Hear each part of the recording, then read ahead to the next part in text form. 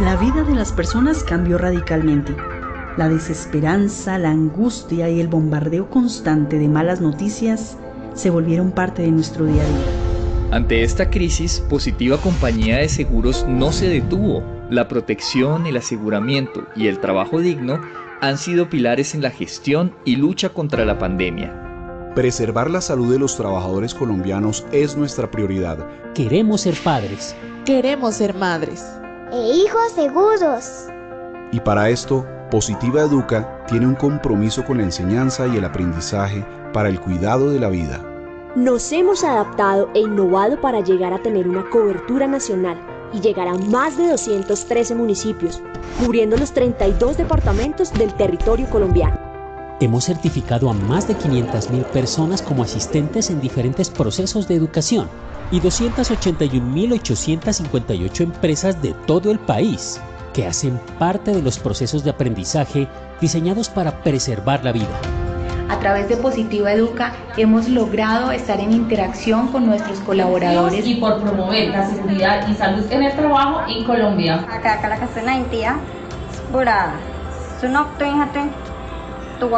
No solo nos preparamos para luchar contra la pandemia, sino para lo que viene después de ella.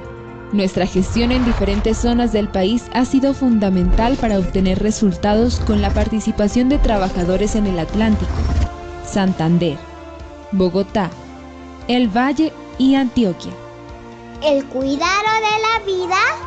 En el regreso progresivo y responsable al trabajo es parte de las prioridades del Estado colombiano. Positiva RL, a través de su estrategia Positiva Educa, ve la educación como el puente para lograr resultados, sueños y propósitos, acompañando activamente a más de 6.000 empresas grandes y medianas, así como a más de 400.000 empresas PYME en todo el territorio nacional.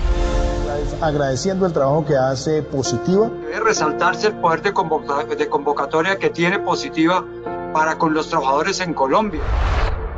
Día a día nos preparamos para cuando nos volvamos a encontrar. Con alternancia, labor rural, trabajo en red, seguiremos estando al lado de los colombianos. Visítanos en www.positiva.gov.co y www.posipedia.co. Positiva, la aseguradora de todos los colombianos.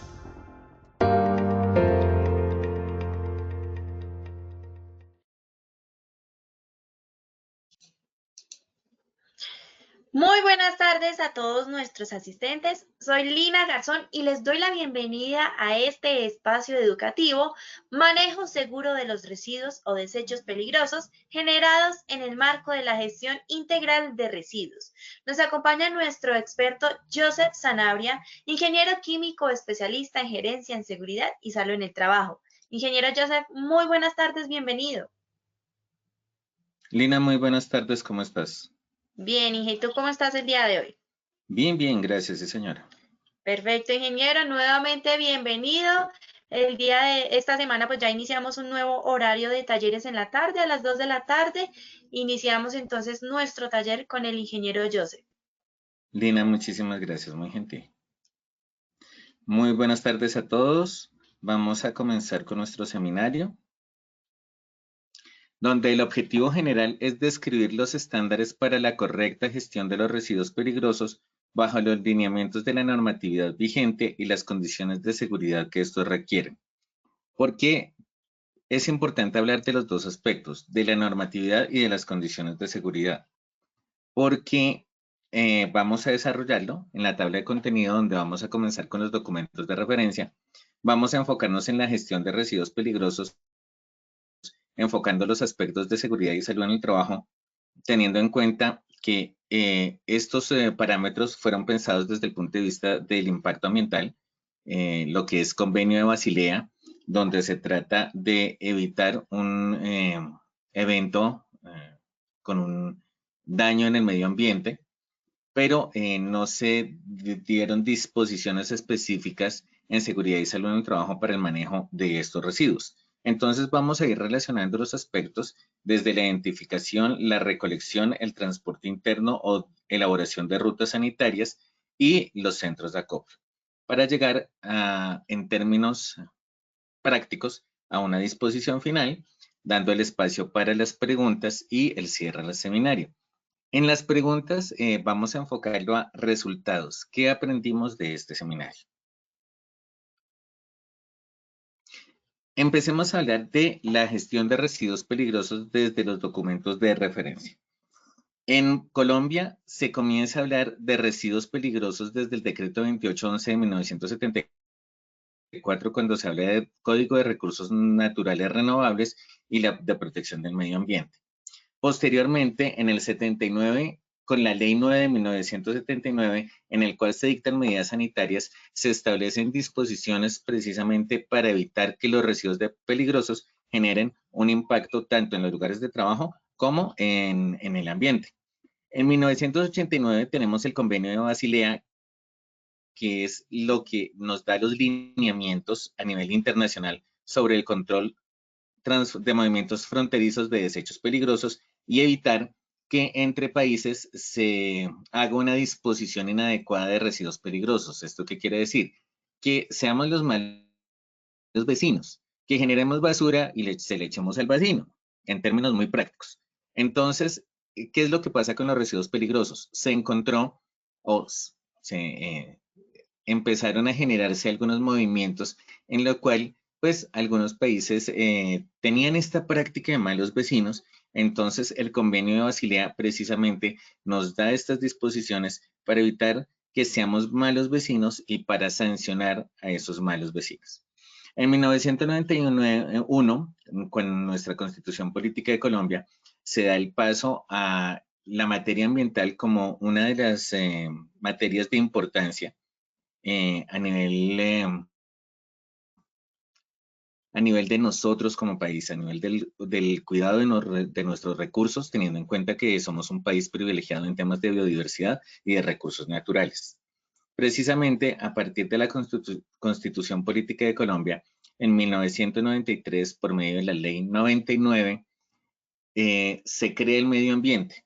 Para los que no saben, el Ministerio de Medio Ambiente es la formalización del INDERENA, que en su momento fue el Instituto de Recursos Naturales Renovables, y se convierte precisamente en el Ministerio de Medio Ambiente, y se empiezan a agrupar todos los temas de impacto medioambiental y del cuidado, no solamente el impacto, sino de precisamente prevenir situaciones o eventos que generen un impacto ambiental. Y se dan otras disposiciones precisamente diferenciando los recursos, lo que son recursos naturales, flora, fauna, agua, suelo y aire. Y de ahí se empieza a desglosar la normatividad en estos términos. También es importante tener en cuenta el Convenio de Rotterdam en 1998, donde nos da directrices para la aplicación del consentimiento fundamentado previo a ciertos plaguicidas y productos químicos peligrosos. El decreto 1609 del 2002, que lo vimos en semanas anteriores, nos reglamenta el manejo y transporte terrestre automotor de mercancías peligrosas, que aunque fue definido o que fue expedido por el Ministerio de Transporte, también tiene una incidencia desde el punto de vista de evitar posibles eventos que impacten al medio ambiente y a la sociedad. Esto es importante tenerlo en cuenta. No solamente estamos hablando de un impacto ambiental por el medio ambiente, sino en esa responsabilidad social que debemos tener como responsables del sistema en las empresas para evitar un daño en la sociedad. No podemos pensar en que debemos evitar o debemos proponer unos programas de manejo ambiental para evitar sanciones o para cuidar el medio ambiente, si no pensamos en la sociedad y la repercusión que le estamos generando a la sociedad, y ahí es cuando empezamos a hablar de salud ambiental, en términos de cómo nuestras acciones están afectando a las comunidades vecinas de donde tenemos nuestros lugares de trabajo y donde se están generando estos residuos que tienen un impacto en suelo, agua y aire.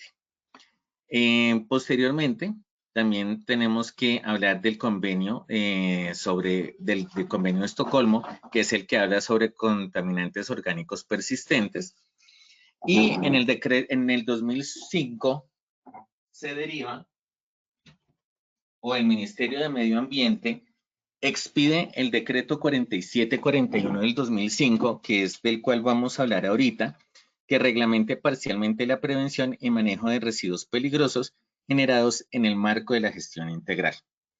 Precisamente en el 2005 se desarrolla la política ambiental para la gestión integral de residuos peligrosos del 2006 al 2018, donde nos dan muchos lineamientos y nos apoyan, o bueno, se expiden o podemos encontrar literatura técnica de referencia precisamente para evitar eventos por la gestión inadecuada o indebida de los residuos peligrosos. En el 2007 tenemos la ley 1259, que es por medio de la cual se aprueba el convenio de Rotterdam, que hablamos anteriormente, y también se expide la resolución 1362, que establece requisitos y procedimientos para el registro de generadores de RESPEL. Se clasifican en pequeños generadores, medianos generadores y grandes generadores, de acuerdo a la cantidad de kilogramos, esto está en base de kilos, de residuos que se están generando al año.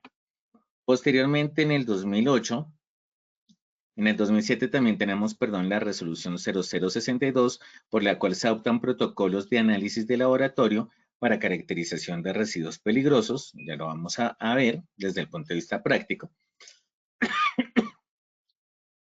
En el 2008 tenemos la ley 1196, por medio de la cual se aprueba el convenio de Estocolmo, y también tenemos la ley 1252, por la cual se dictan normas prohibitivas en materia ambiental referente a los residuos peligrosos. En el 2013 tenemos la ley 1672, por la cual se adopta una política pública de gestión integral de residuos de aparatos eléctricos y electrónicos. ¿Esto por qué? Porque en el decreto 4741 del 2005, dentro de los residuos peligrosos se encuentran clasificados precisamente residuos de aparatos eléctricos y electrónicos. Entonces, en el 2013 se da esta ley que le da una clasificación particular o unos lineamientos específicos para este tipo de residuos. Finalmente, en el 2015 tenemos el decreto 1076, que es por medio del cual se expide el decreto único reglamentario del sector ambiente y desarrollo sostenible, que abarca o que contempla o precisamente en el cual se integran los decretos de medio ambiente o en materia ambiental. Y en el 2017, como ustedes se pueden dar cuenta, en el 2005, la política ambiental para la gestión integral de residuos peligrosos es del 2006 al 2018. Esta política se actualiza y también se especifica, en el cual se menciona la política ambiental para la gestión integral de aparatos electrónicos y electrónicos 2017-2032, y también se actualiza pues la política anteriormente establecida. Yéndonos ya específicamente a la gestión de residuos peligrosos, desde lo que nos compete, desde el punto de vista de productos químicos, tenemos la identificación y las definiciones. ¿Qué es un residuo peligroso? Es aquel residuo que por sus características puede causar riesgo o daño para la salud humana y el ambiente. Si hay un daño en el ambiente, vamos a tener una repercusión en la salud humana. Entonces los dos están directamente relacionados. Asimismo, se considera residuo o desecho peligroso los envases, empaques y embalajes que hayan estado en contacto con ellos. Ahí dependemos mucho también del tipo de producto químico, de cómo venía embalado y también de lo que son envases y embalajes. Y aquí es momento de hacer claramente la definición. Envase es el recipiente que entra en contacto directo con el producto químico, mientras que el embalaje es lo que va rodeando precisamente a los envases y que se utiliza para el transporte de los productos químicos. Entonces, muchas veces los embalajes, la mayoría de las veces el embalaje no entra en contacto con los productos químicos a excepción que haya un evento. En el caso en que haya un evento, estamos hablando de la rotura, de la fuga, del derrame de un producto químico durante su transporte por algún daño en el envase o por algún evento de accidente. Entonces, esos embalajes o esos elementos del embalaje también se consideran o constituyen un residuo peligroso. Es importante también tener claro lo que son envases primarios, secundarios y terciarios. Los envases primarios son aquellos que entran directamente en contacto con los residuos peligrosos. ¿Esto por qué? Porque como lo vamos a ver más adelante, hay una clasificación y voy a arrancar con la clasificación.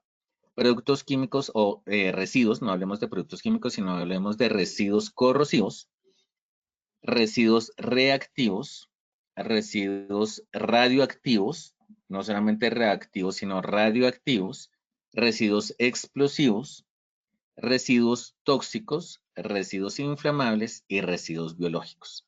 Démonos cuenta que en esta clasificación de residuos peligrosos, al igual que en el transporte de mercancías peligrosas, además de incluir los aspectos asociados a productos químicos, también tenemos el aspecto asociado a lo que es el residuo biológico, el cual vamos a tratar más adelante, que hay otra normatividad que nos habla de los residuos biológicos desde el punto de vista de residuos hospitalarios, pero en este momento vamos a mantener esa identificación del residuo biológico como parte de la gestión de residuos peligrosos producidos por las empresas.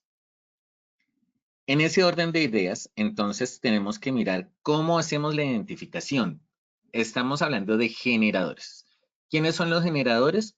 Los generadores están identificados en el decreto 4741 del 2005, como les decía, que hoy está contenido en el decreto 1076 del 2015. Y no solamente son aquellos generadores de residuos peligrosos, sino son aquellos que asumen la responsabilidad de la administración del residuo. ¿Eso qué quiere decir? Que pueda que no lo generen. Voy a ponerles un ejemplo. Estamos hablando de estas droguerías donde hay unas canecas para depositar los productos, los medicamentos vencidos o medicamentos en mal estado.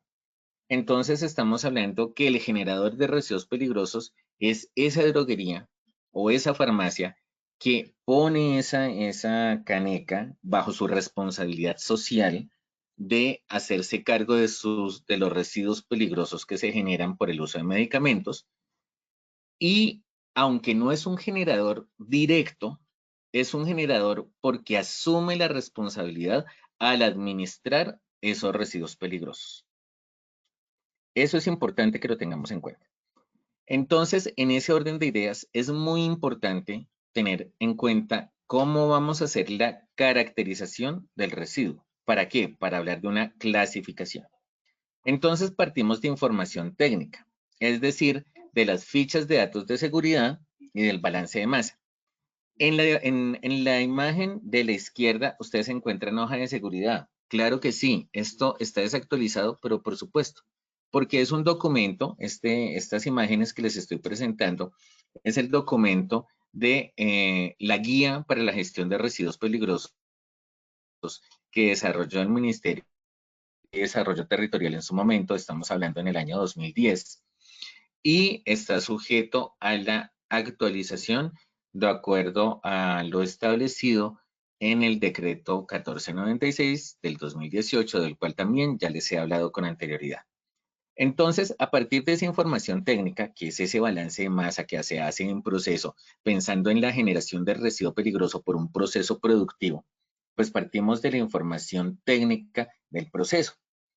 Y ahí también debemos tener en cuenta esa lista de residuos o desechos peligrosos que nos menciona este convenio de Basilea, que también se incluye en el decreto, en el anexo del decreto 4741, que hoy está contenido en el decreto 1076 del 2015. Por simplicidad para el manejo de la información, quiero dejar algo muy en claro. El decreto 1076 del 2015 es el que nos rige actualmente, pero desde el punto de vista de los contenidos, y de cómo nace el decreto y por simplicidad en consulta, entonces mi sugerencia es seguir revisando ese decreto 4741 y los anexos técnicos en donde están las listas de los residuos o desechos peligrosos. Si tenemos alguna inquietud frente a el residuo que estamos generando, es un residuo peligroso, pues vámonos al documento de referencia, que es el convenio, la lista de residuos peligrosos, que son los anexos del convenio de Basilea. Y otro aspecto u otra forma para hacer una caracterización de estos residuos peligrosos es por medio de caracterización analítica. Pero eso ya lo tenemos que pensar es desde el punto de vista del costo.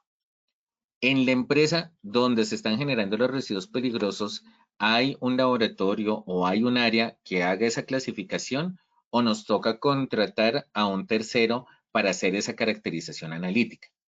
Entonces, esos son los pasos o las formas que tenemos para identificar los residuos peligrosos y clasificarlos, teniendo en cuenta, o lo hacemos de una forma organizada, desde la fuente, mirando cómo está generando residuos, cómo clasificarlos, o lo hacemos de una forma no tan organizada, pero entonces nos vamos a tener que enfrentar a la posibilidad de mandar a hacer una caracterización analítica que va a generar un costo para la empresa.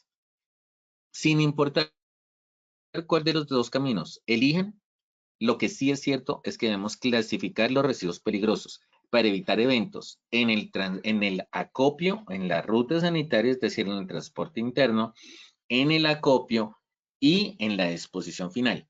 Porque si tenemos un producto, un residuo peligroso que está clasificado erróneamente o de forma incorrecta o de forma imprecisa, vamos a aumentar el riesgo. Y entonces es ahí cuando nos vamos a la imagen de la derecha. Hablamos de una formulación del problema. En ese momento, ¿cuál es la formulación del problema? La clasificación de residuos peligrosos, la generación y la clasificación. A partir de esa formulación del problema, pues tenemos que hacer la caracterización del riesgo desde el punto de vista de qué cantidad de residuos peligrosos estamos generando, cómo los estamos identificando, cómo le estamos dando esa recolección en envases, cómo los estamos mezclando, cómo los estamos dando ese almacenamiento, esa recolección inicial en el lugar donde se generan. Después, cómo se transportan, cuál es el transporte interno, que son las rutas sanitarias, ya las vamos a definir más claramente. Cómo les vamos a llevar a ese centro de acopio y los tiempos en que dura cada una de esas operaciones. Eso lo debemos tener en cuenta. ¿Para qué? Para hacer una evaluación del riesgo. A partir de ahí, pues debemos implementar las actividades de gestión del riesgo en las cuales se debe incluir al trabajador que está haciendo desde la recopilación de los residuos peligrosos, la recolección y la puesta en el centro de acopio. Tengan en cuenta que los centros de acopio tienen unos peligros similares, por no decir que un poco más altos, desde el punto de vista del riesgo. ¿Por qué? Porque estamos teniendo unos productos que están mezclados, que no sabemos qué características tengan, las presumimos y las presumimos. ¿Por qué? Porque parten de una materia que conocemos el proceso y podemos establecer de una forma no muy precisa, pero sí aproximada, en qué se convirtió esa sustancia. Y ahí, al llevarle al centro de acopio, debemos tener en cuenta el tiempo que va a durar la sustancia y con qué otros elementos puede entrar en contacto. ¿Para qué? Para evitar un evento tanto al nivel interior de la empresa, que pueda generar una emergencia en la empresa, que también va a impactar el medio ambiente por la liberación de sustancias de una forma no controlada a las mediaciones circunvecinas. En este orden de ideas, entonces en esta figura, tenemos que tener en cuenta precisamente esa evaluación de los riesgos va enfocada aquí. Primero, a evitar o a controlar la disposición de derrames, ¿sí? Y aquí también debemos tener en cuenta el contacto directo. El contacto directo para el trabajador, como les hablé en un seminario anterior. Es fundamental que cuando uno piense en la atención del derrame, la generación del residuo peligroso por la contención del derrame, estemos mirando el contacto directo al trabajador y también desde el punto de vista del impacto ambiental. Cómo ese derrame o cómo esa fuga, en el caso de gases, va a generar un impacto al medio ambiente. También tenemos que tener en cuenta desde el punto de vista de la sedimentación, mirar estos derrames, cómo pueden llegar a los vertimientos. Es también muy importante, dependiendo de las características de la empresa y del lugar donde sucede el derrame, cómo este derrame, precisamente por esta operación, puede llegar en contacto a un cuerpo de agua o también a un alcantarillado. Y asimismo, puede generar por ingestión. ¿Por qué? Porque si estamos hablando de agua contaminada, entonces vamos a decir si es un cuerpo de agua, cómo ese cuerpo de agua, cuál es la importancia de ese cuerpo de agua desde el punto de vista de su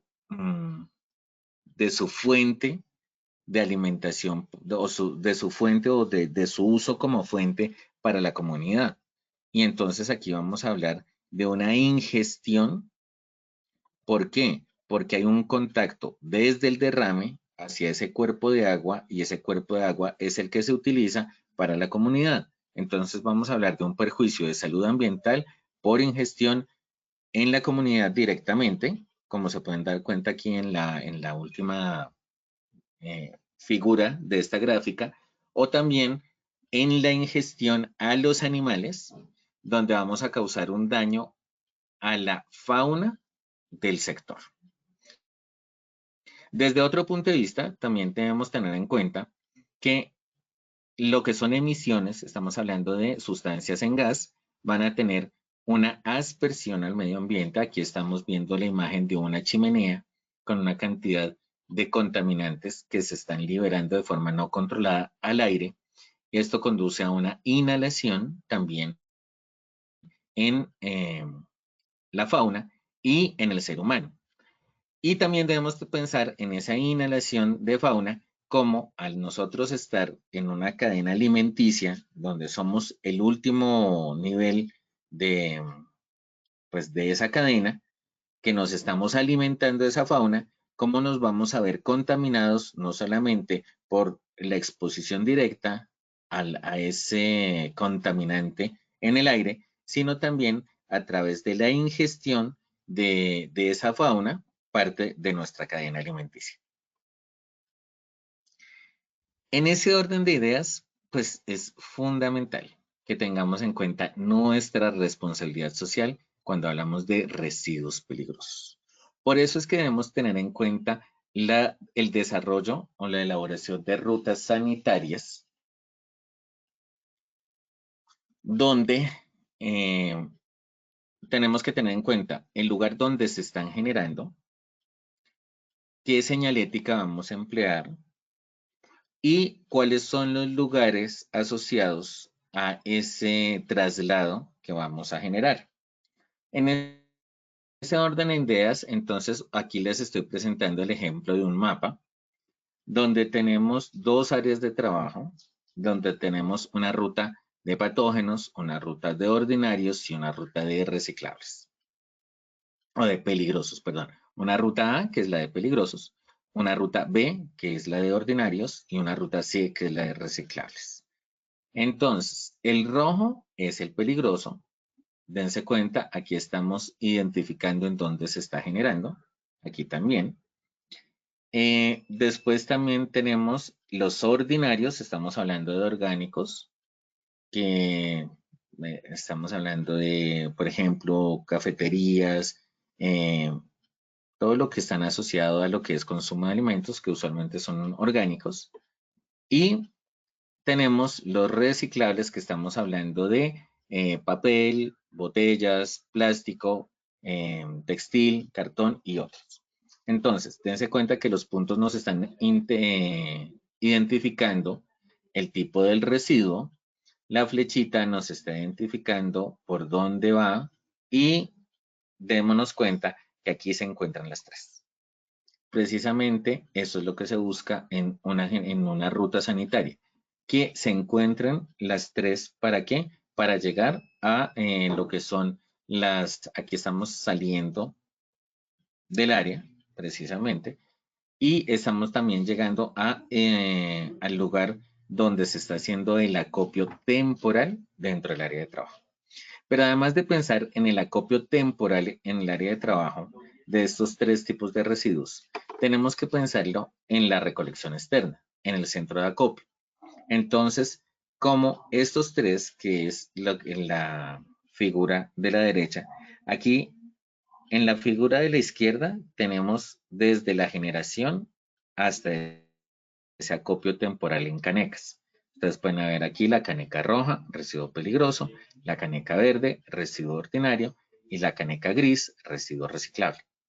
Y en un segundo mapa, o en una segunda parte del mapa, entonces tenemos ese acopio temporal dentro del área de proceso y cuál es el camino a seguir o la ruta interna a seguir. ¿Para qué? Para retirar esos residuos generados en el área de trabajo hacia el centro de acopio.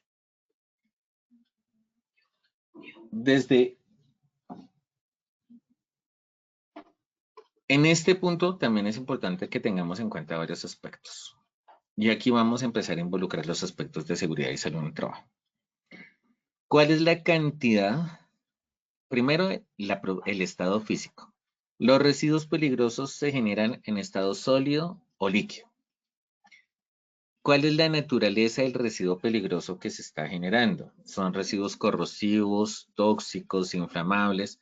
Recordemos que en las matrices de compatibilidad nos dicen que no debemos mezclar un producto inflamable con un producto corrosivo, porque vamos a tener una mezcla que va a generar o que puede generar un conato. Pero también esto depende del tipo de empresa o del tipo de lugar donde se esté generando el residuo. Si estamos hablando de un área de proceso o hablemos de una empresa de metalmecánica, como ejemplos, entonces estamos hablando de la generación de residuos peligrosos que son envases de pintura, envases de thinner, envases de barsol, y van a haber algunos residuos peligrosos en una menor cantidad, que es la pintura preparada, el poquito que quedó de la pintura, el poquito que quedó del thinner. Estamos hablando también de, por ejemplo, sector artes gráficas, la estopa que utilizan para limpiar las mantillas y para limpiar máquinas.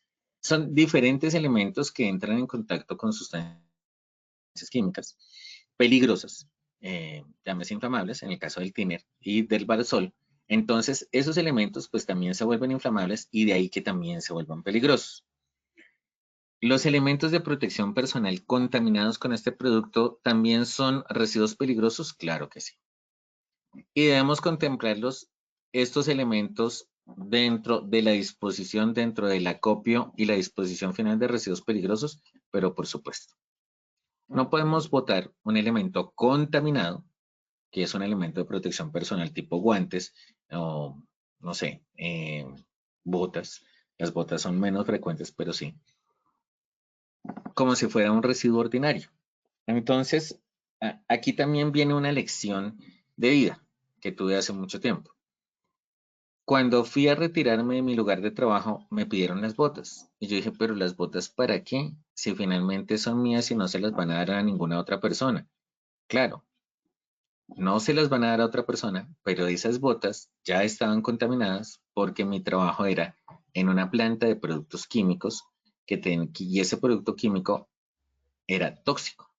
Entonces, de por sí, ya mis botas están contaminadas con un producto químico tóxico y se convertía en un residuo peligroso cuya responsabilidad de disposición era de la empresa.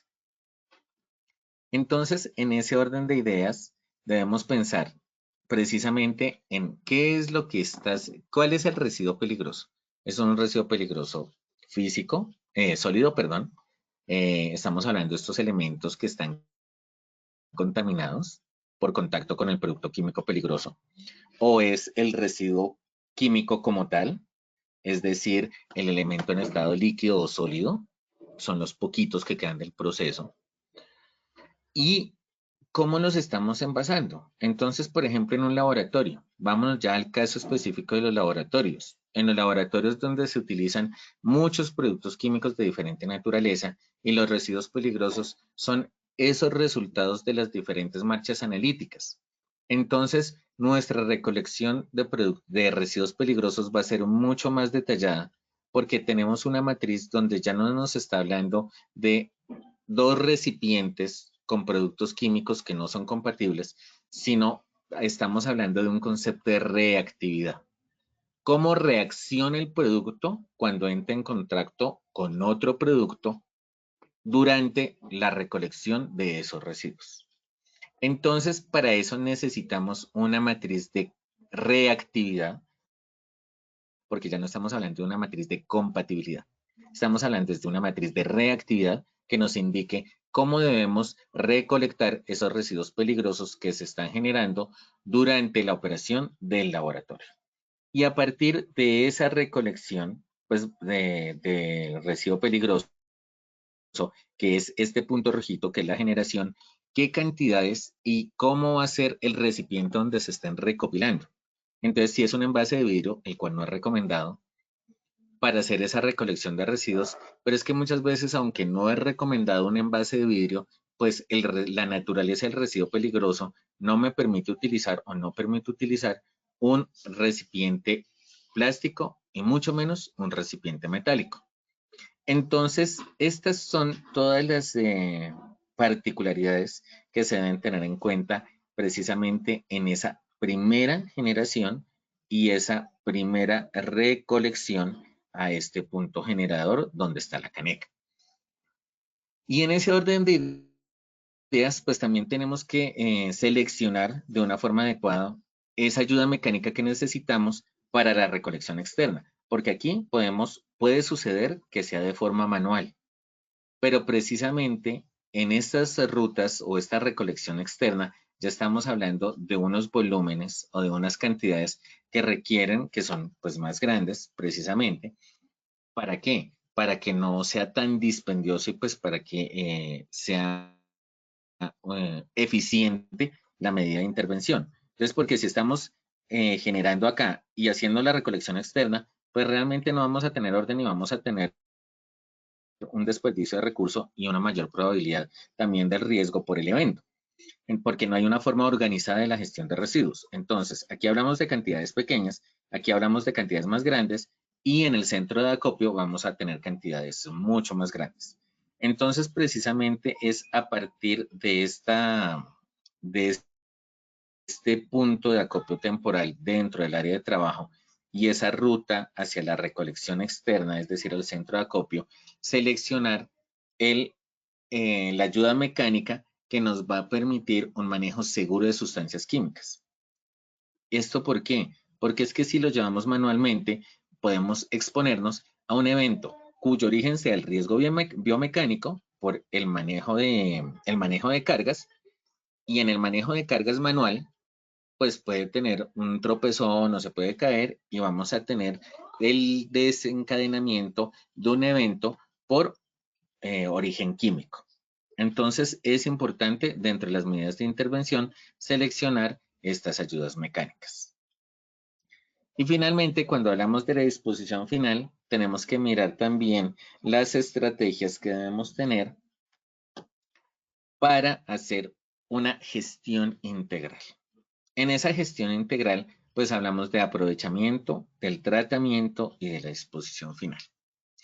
En el aprovechamiento, que es la recuperación de los elementos aprovechables del residuo en procesos de recirculación, utilización como insumo de materia prima, por ejemplo en el caso de hidrocarburos, pues debemos tener en cuenta que hay algunos productos que se generan en unos lugares del proceso que pueden ser empleados en otros lugares del proceso. Pongamos un ejemplo específico. Hablemos del uso de cáusticos. Hablemos que hay empresas que utilizan ácido clorhídrico.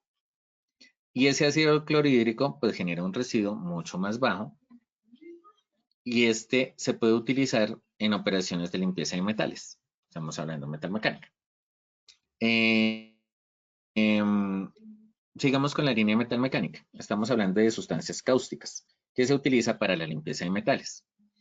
Entonces, estos residuos se pueden aprovechar en otro lugar del proceso para hacer la limpieza y la desinfección de superficies.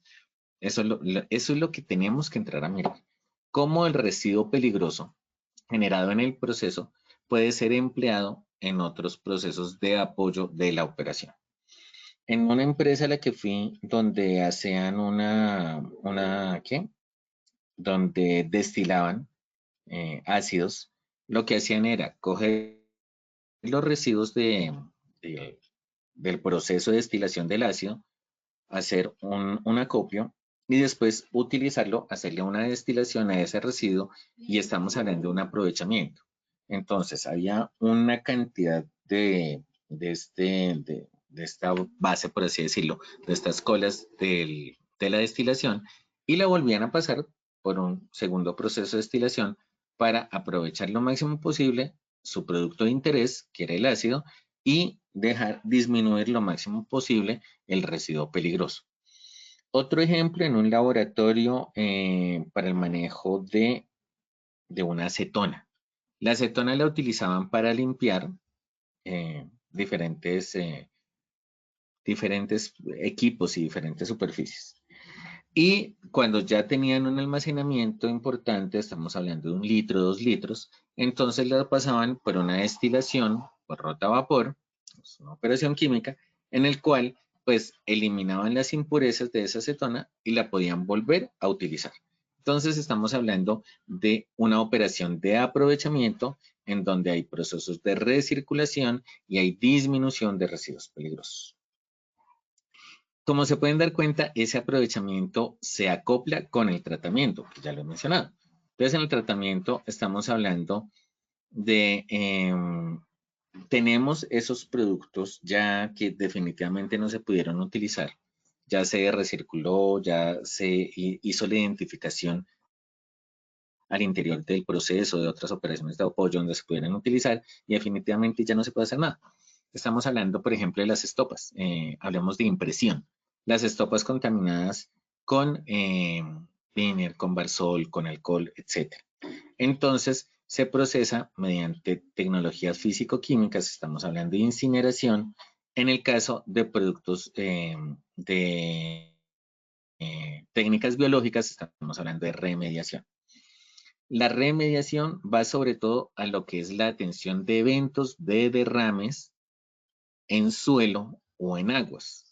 Por ejemplo, hablemos de Río Bogotá, que es pues un cuerpo de agua que está bastante contaminado. Entonces, se están empleando técnicas biológicas para hacer la remediación. ¿Eso qué quiere decir? Es el uso de microorganismos para hacer el tratamiento de agua.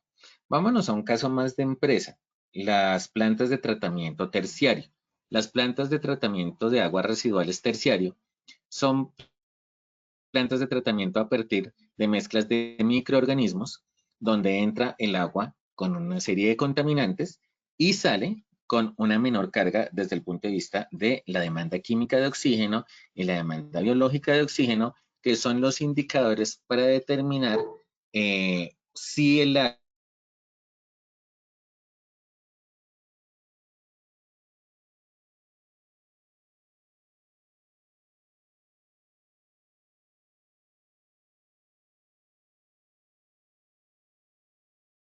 en efluentes sólidos, en efluentes líquidos, perdón, en materiales sólidos o en emisiones atmosféricas. En emisiones atmosféricas, pues tenemos sobre todo lo que es el tratamiento por el uso de filtros. Entonces, no solamente estamos hablando de ajustar las características del proceso, sino poner en las chimeneas unos filtros absorbedores o absorbedores, realmente es con D, es decir, donde haya una captura de esos contaminantes para evitar la emanación a las corrientes de aire o al aire de esos productos químicos contaminantes. Y finalmente llegamos a una disposición final donde se aísla o confina el residuo peligroso que no se puede manejar. Estamos hablando de productos radioactivos, sobre todo para su disposición final. Estamos hablando de la creación de celdas de seguridad para sepultar estos productos químicos. Esto está desarrollado en la política ambiental para la gestión de residuos peligrosos que se elaboró entre el 2005 y el 2018. Entonces podemos ver la pirámide. En la pirámide hablamos de prevención, de minimización, es decir, de ajustar las características del proceso para disminuir lo máximo posible la generación de residuos peligrosos. Hablamos posteriormente del aprovechamiento, como les decía, el reutilizar esos residuos. El tratamiento, que ya estamos hablando que eso lo hace el gestor ambiental, y la disposición final. Mientras en nuestra empresa podemos llegar hasta el aprovechamiento, o sea, lo que es la prevención, la minimización y el aprovechamiento son al interior de la organización o de las empresas.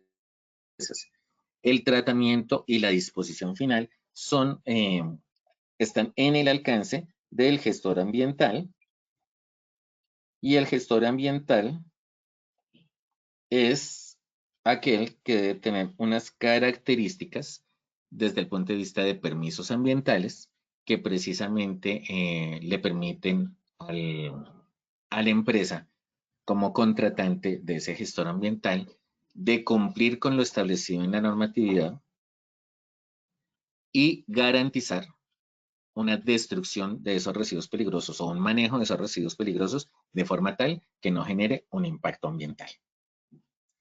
Entonces, para terminar, hablemos de tips, nuestros tips acostumbrados de forma semanal. La caracterización de residuos peligrosos es el punto de partida para su correcta identificación y rotulación. La selección de elementos de protección personal depende de la caracterización de residuos peligrosos en empresa, no siempre son iguales. Si estamos teniendo residuos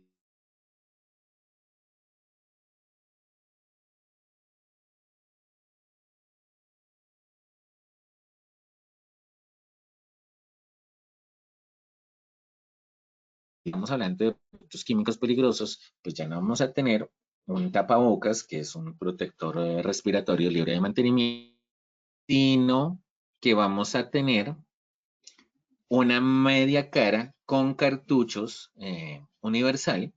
¿Para qué? Para evitar la exposición a vapores de residuos peligrosos. Y vamos a tener unos guantes de caucho o unos guantes de nitrilo industrial en lugar de tener unos guantes de carnaza o unos guantes de baqueta, como lo es el manejo de los residuos peligrosos por aparatos eléctricos y electrónicos.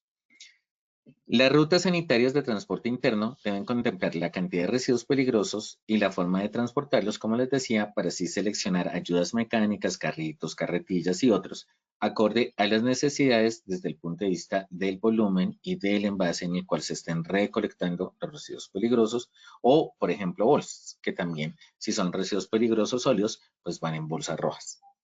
Es importante delimitar el lugar de acopio de residuos peligrosos de los residuos no peligrosos, ya que no se deben mezclar los residuos peligrosos con los residuos no peligrosos o con los residuos orgánicos, es decir, con otro tipo de residuos. Es fundamental también en el centro de acopio poner la señalización, porque ¿qué es lo que pasa en las empresas? Que en el centro de acopio todo el mundo se va a fumar. ¿Por qué? Porque sí. Por A, por B, por C, por D motivo, pero muchas personas van a fumar al lugar donde hay centros de acopio. Entonces, pues pongamos la señalización de no fumar, productos químicos peligrosos, productos químicos inflamables, de tal forma que evitemos y le comuniquemos a las personas que ahí hay un residuo peligroso y que pues no es recomendable fumar en estos lugares. Además, tengamos en cuenta que también, así sean residuos no peligrosos, cartón, textil, papel, pues son inflamables. Y si la persona está fumando, pues puede generar un conato y por reacción en cadena, pues va a generar un evento de una magnitud importante para la empresa y para la comunidad. ¿Y quién paga? La empresa. Recuerden, el daño a la comunidad, ¿quién lo paga? La empresa. Entonces, si queremos cuidar el bolsillo de nuestra empresa y queremos ser responsables socialmente, tenemos que cuidar todos esos aspectos al interior de la empresa. Y es importante verificar la necesidad de desarrollar una matriz de compatibilidad desde el punto de vista de reactividad y también de compatibilidad a implementar en el centro de acopio de residuos peligrosos o en el lugar donde se están generando los residuos peligrosos. Muchísimas gracias a todos por su atención y pues el objetivo es ¿qué aprendimos con este taller web? Pues eso es lo que vamos a evaluar por medio de las preguntas que ustedes hagan en esta siguiente ronda. Lina.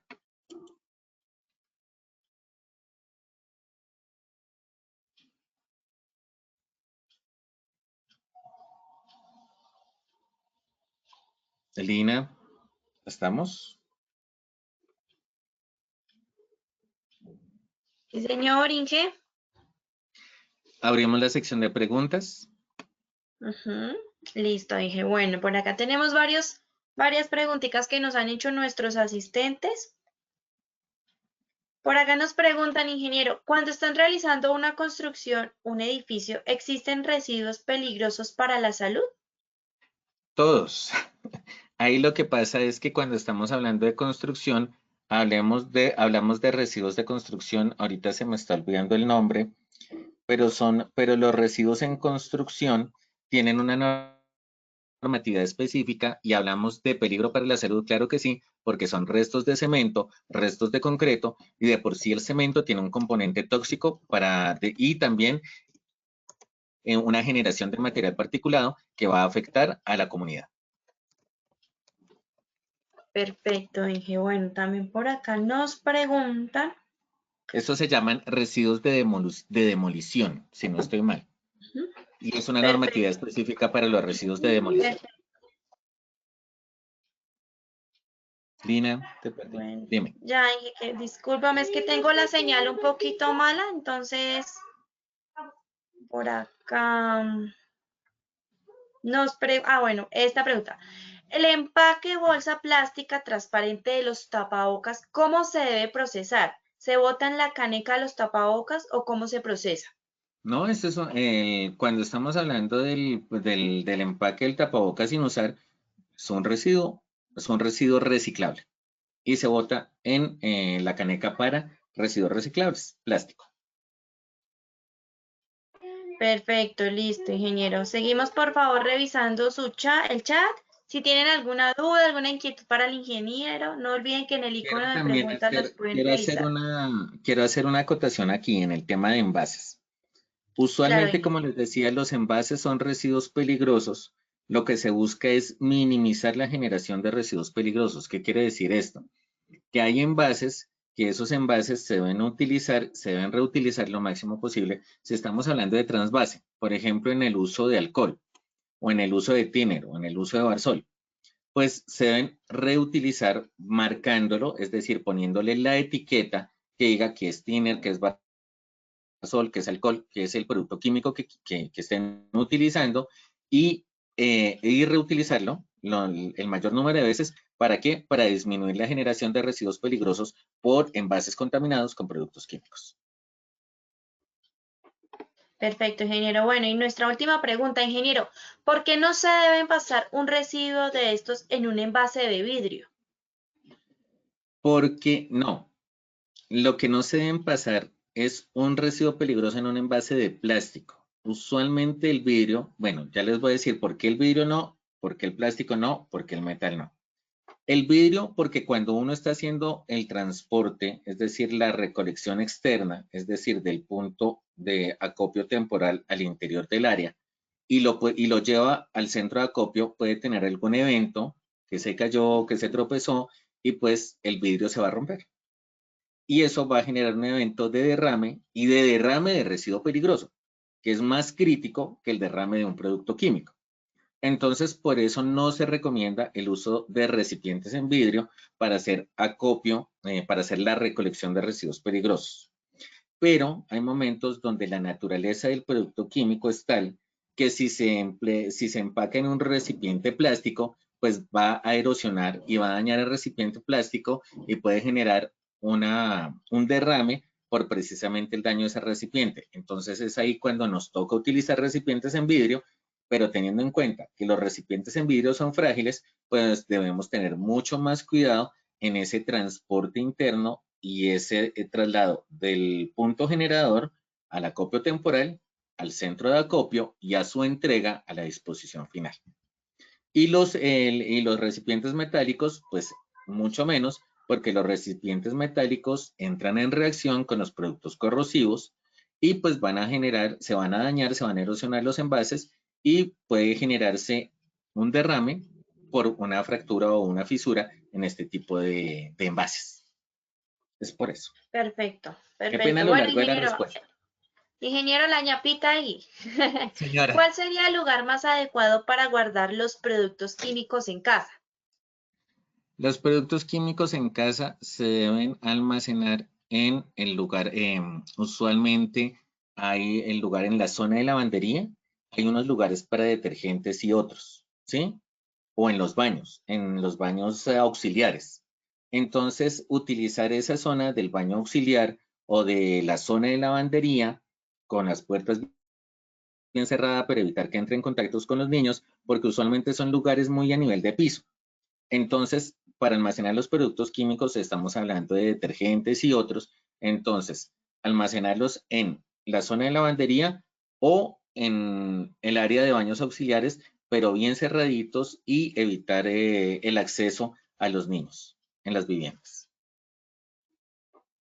Perfecto. Bueno, ingeniero, muchas gracias por nuevamente estar esta semana con nosotros, por hablar de estos temas tan importantes para todos nuestros asistentes. Esperamos verte, por supuesto, la próxima semana con un nuevo tema. Lina, muchísimas gracias, muy gentil, y muchas gracias a todos. Claro que sí, por supuesto, a todos nuestros participantes, muchas gracias por su asistencia. Como se los he dicho desde esta mañana, vuelvo y les recuerdo, estamos estrenando nuevos horarios a partir de esta semanita. Les recuerdo que iniciamos con nuestro taller de las 7 de la mañana, de 7 a 8, de 9 a 10, de 11 a 12, y ya en la tarde tenemos taller de 2 a 3, de 4 a 5 y de 5 y media a 6 de la tarde. Entonces, para que por favor se programen, recuerden que se ajustaron los horarios, visiten Posipedia para que por favor visualicen el cronograma de esta semana y puedan inscribirse a todas nuestras acciones educativas que tenemos programadas para ustedes. Nuevamente a todos, muchas gracias por su participación. Los dejamos con el siguiente video. Que tengan una feliz tarde.